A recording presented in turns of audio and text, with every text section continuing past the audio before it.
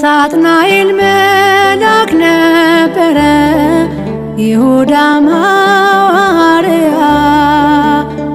ንስጥሮስም ጳጳስ ነበር፣ አርዮስም ባለሙያ።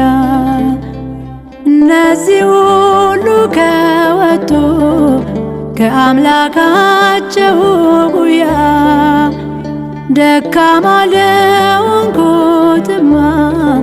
የት ይሆን የኔ መገኛ? አላውቅህም ብዬ በሰው ፊት የምክድ